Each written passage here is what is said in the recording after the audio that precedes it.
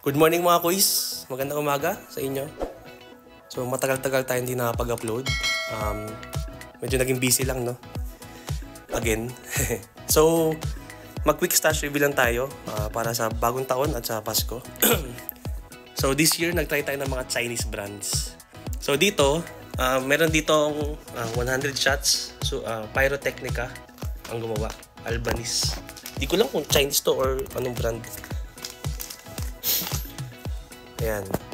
Tapos, meron ditong 49 shots.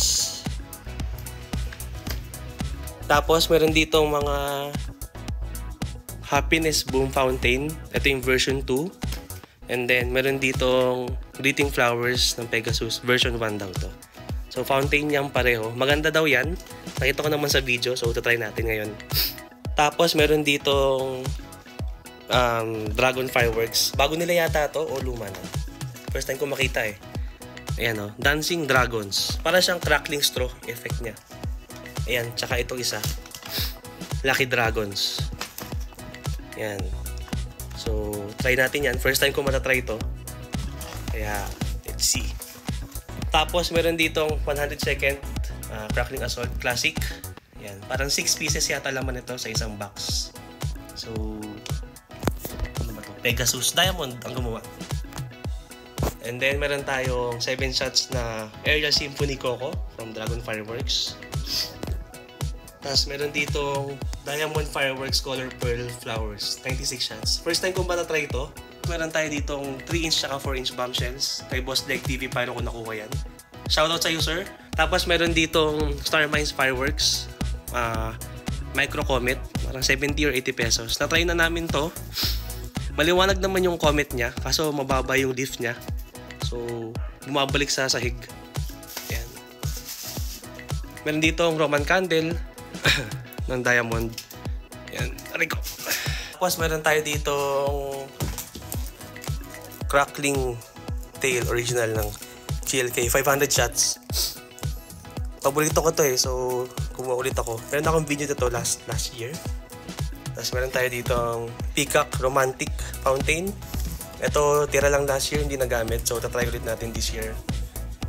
Meron tayo ditong mga 16 shots na small caliber ng Lion King. Ay, ng Pegasus. Ayan, puro 16 shots to. Tapos, meron ditong Wishing Well Fountain.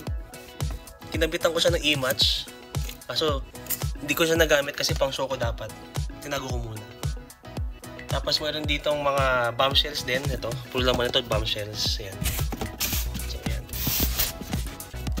Meron din tayo ditong mga 16 shots ng Dragon Fireworks. Ayan. Conic Fountain, yun, sa baba. Tapos, isang Orbit Jet ng LF. Ayan, 2.0. Meron tayo ditong professional line ng Dragon Fireworks. Ayan, Dragon's Mystic Guardian. 25 shots siya na fan shape. Tsaka Temple of Heaven na 72 shots. Ito, diretso lang yung putok niya. Tapos meron tayong mga 16 shots na bombshell. Ayan. Glitter siya. Glitter effect lahat.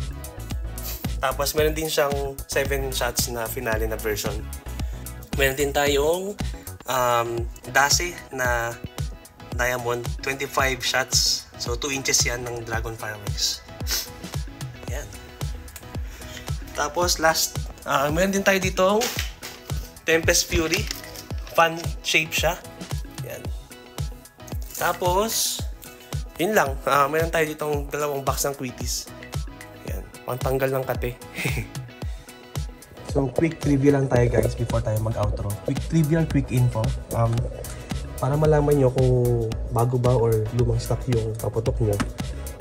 Minsan yung ibang manufacturers, nilalagay nila yung manufacturing date kung kailan ginawa itong paputok. So, just for example, itong si Code of Bushido ni Dragon Fireworks. Ayan, nakalagay dito sa ilalim 8/19/2000. So, August 19, 2024. Ayan. Tapos ito, for example ito, nabili ko to ng February pa, this year lang din. Pero ang manufacturing date niya is November 23, 2023. So, quick check lang yan. Kung gusto nyo malaman kung old or new stock. Si Dragon, din niya nilagay yung mga dates niya. Pero sa ibang manufacturers, di ko sure kung paano. Like si LF o kaya sila Pegasus. Hindi ko lang kung saan nila nilalagay. Pero baka alam nyo guys, comment down below para magka-info din tayo. So actually it doesn't matter kung kailan naman siya na manufacture. Basta importante lang is safe yung pinag-story dyan, pinaglagyan na nung paputok. Dapat hindi siya nababasa, tsaka hindi sobrang init or hindi humid, tsaka hindi nagmo-moist yung mga paputok. Kasi pag sinindihan natin yan, doon tayo magkakaroon ng problema, hindi na siya safe. So yun lang guys, thank you.